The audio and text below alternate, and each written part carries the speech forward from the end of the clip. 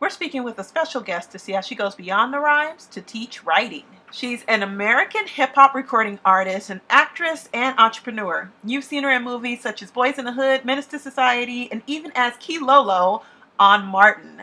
It is my pleasure to interview and to do the Kid and Play with Yo-Yo. My name is Jessica. I go by Joss Speaks, and today I have a special guest. Look who it is, Yo-Yo. Try to play me out. Don't try to play me out. Hey, right? So today you gave a great presentation, and you broke down exactly how to, what is it, writing structure? Yeah, writing structure. Really the formula for writing, and then the structure of writing, which a lot of people have a lot of trouble writing, period. I mean, a blank paper is a blank paper for a long time to some students. And once you know that you don't have to go and create this information yourself, that the information is provided for you if you go and look, and then you have a structure of how, a guideline to go by, I think it helps the process. 10th graders are writing at a 2nd and 5th grade level because you're giving them 5 sentences, and it requires more, okay? And essay writing doesn't mean you're smart, doesn't mean you're dumb, doesn't mean you don't know. It means you're not going to look for the information, because that's all essay writing is going to find information. Now, Can you tell us a little bit about the format and how you broke it down? Because you said something about backing it up, and I'm sure you want to talk about like... Right. Oh, yeah, backing it all the way up. Yeah, the formula for writing is you make a statement and you back it up. You make a statement and you back it up. You do what? You do what? You make a statement and you make a statement and you... Right, and that energy right there is the energy that gets their attention, that grabs them. That's my attention getter. And then I break it down. How do you back it up? You make a statement and then you back it up. But how? Statistics, examples, and facts. Then dab. So, I love it. So yeah, it brings in the kids, you know, no matter what age they are, they hear it. It's a rhyme, it's a riddle to them.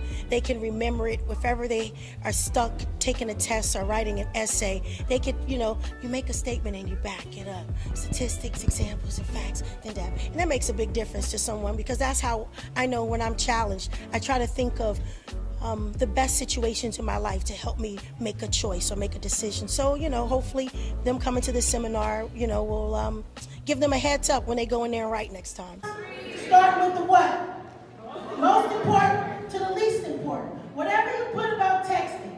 And in here, in the body of this, in the body of here, what are you going to give me?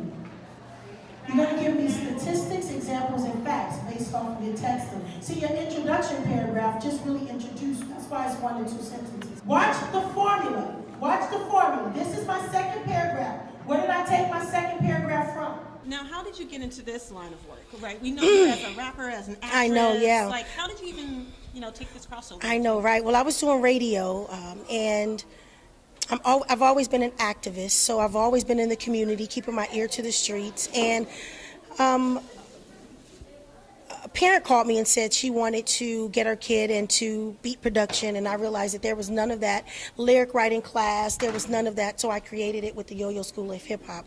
The success of the School of Hip Hop led me to the writing program. I used to teach kids how to write lyrics until I realized that the demographic from the ages of 13 to 17 for young African American males were low, and that they were struggling with literacy and writing. It gave me the idea to go speak with my professor, Dr. Yasin, Dr. Ernie Smith, who wrote the Journal on Ebonics, and Dr. Len Smith out of Ohio State University.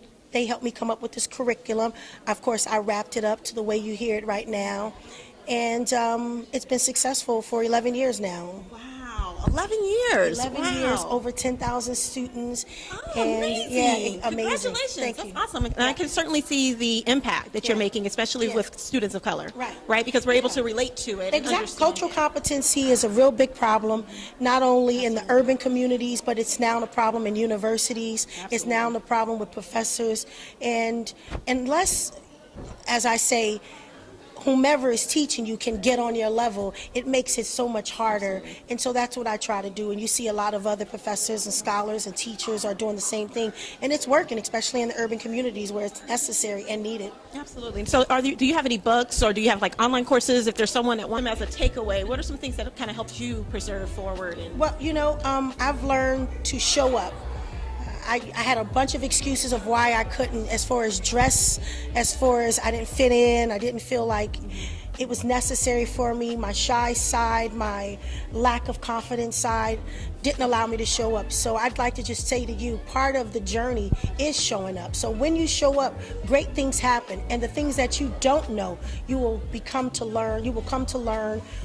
And the preparation